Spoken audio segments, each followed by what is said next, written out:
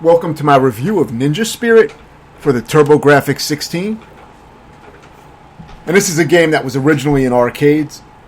And I beat the arcade version as well as this one, and I believe the Game Boy version, which the Game Boy version was a decent port for the console it was on, but the arcade version and this version are the best versions. The arcade version is like a much harder version of this game, so this is a good one to start with.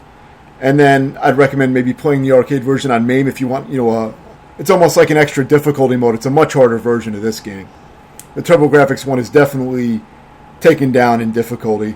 But on the arcade version, one extremely irritating thing is that the final part of the arcade version is, extremely fucking frustrating with very sluggish control where you're falling down a pit and it's extreme memorization. It's a very irritating sequence that really pissed me off, but I did grind it out at the time and beat it. But I did not like that part of the game at all. It was just difficult for the wrong reasons, but I'll get into that a little bit more. But yeah, in this game, you basically have, I believe, 3 different weapons. You have a projectile weapon like you see here, which covers, the length of the screen pretty much. It gives you full range. You have a longer chain-type weapon, which isn't as long as the... it's not going to cover... It covers a pretty far range, but not as far as these things do. And it's not as rapid. And, of course, you have a regular sword for close-range attacks.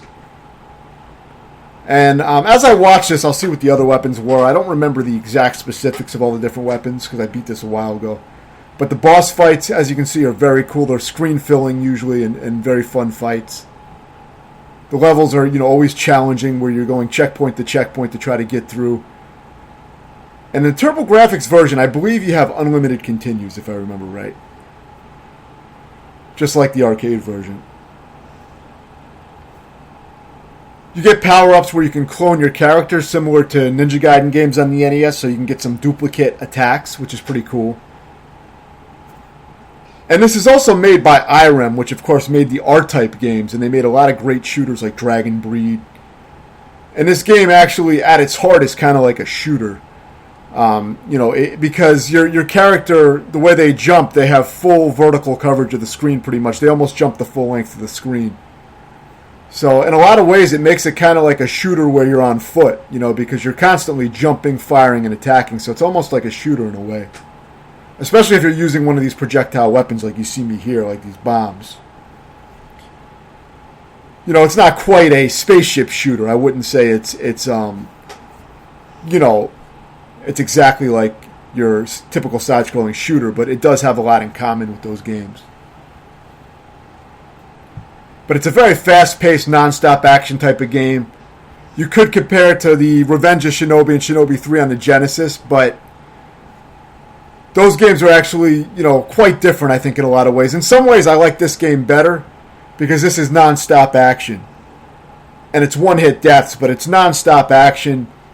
There's really not a lot of, downtime. You're constantly fighting enemies off you, and you really got to stay on top of it, just like you would in a game like R-Type, where you have to constantly manage projectiles and enemies. Maybe even more so at times in this game. The enemies are very aggressive. You really have to stay on top of everything. So in some ways, the pacing of this game is probably even better than games like Shinobi 3 and Revenge of Shinobi. But it's also a very different game. I mean, there are comparisons. Obviously, they're both, ninja-type side-scrolling games, but they play quite differently. You also have a down thrust or a down stab type of attack to get these guys on the other side of the floor, which is cool. This is kind of like Metal Storm, where you switch gravity and you're on the you can switch from the top floor to the bottom floor, but you kind of switch your gravity, which is pretty cool. So whenever you jump, I believe you switch gravity, so you'll then start standing on the opposite floor. So it's actually there's some cool mechanics like that. You also have these crushing walls, which are common in a lot of games. You have to try to get through this area fast. But there's a lot of variety. Some areas will have you climbing up vertically to scroll, to get up to a high area. You'll be, ascending like a mountain type of area. And this is one of my favorite games on the TurboGrafx 16. It's really a classic fucking action game. Awesome game. And this is kind of like the TurboGrafx, answer to something like Shinobi or Revenge of Shinobi. You know what I mean? Revenge of Shinobi and Shinobi 3. This is probably the closest type of thing that the TurboGrafx has. That's why I was comparing it. But it is a very different kind of game. You know, it does play very differently. But,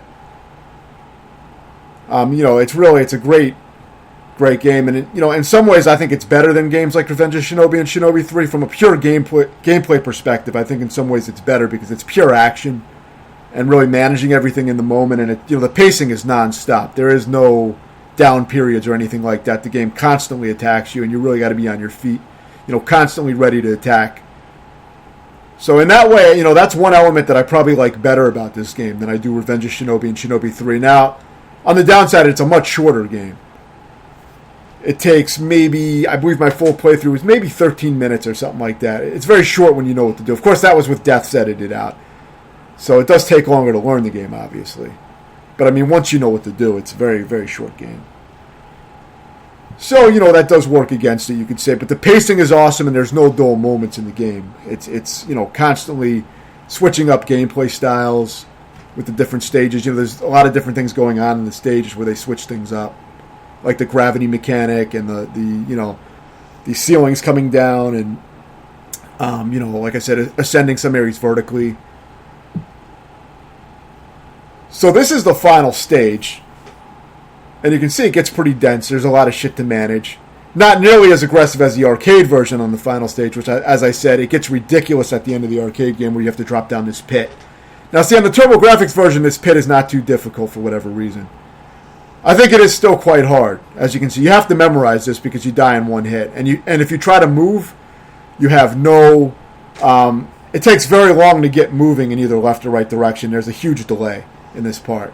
Because your jumping control is kind of bad in that sense that if you're falling, you can only move left or right slightly. You know, it's very slow moving when you're trying to change directions midair. It works well for the regular gameplay, but it does not work well when you're falling down a giant pit and you have to memorize where all the ninjas are. Now, near the end, you saw I found a straight line where it was almost like a safe spot where I could kind of hang out and fall for a while safely. And that's the kind of shit you want to do. But the arcade version of that area, it's fucking disgusting. It's extremely difficult. Really fucking pissed me off. It took me a long-ass time to finally get lucky and fall through the pit because I had a hard time memorizing it because it looks so similar, you know. So I don't really like that part in either this game or the arcade version. I think that's kind of a shitty way to end the game, but the final boss is cool enough. But that one falling scene is definitely a very irritating sequence that I didn't enjoy. But it's definitely more doable in this version of the game. Just prepare. If you play the arcade version, it's going to be quite a bit harder overall, but the main extra challenge is going to be in that one segment at the very end. It's not a brutally difficult arcade game like some of the other arcade games out there. But it is quite challenging, and it's quite a bit harder than this version. So yeah, this is really a great game. Though the soundtrack is awesome. It really stands out. And I'd give it an 8 out of 10. If you have any questions, let me know, and thanks for watching.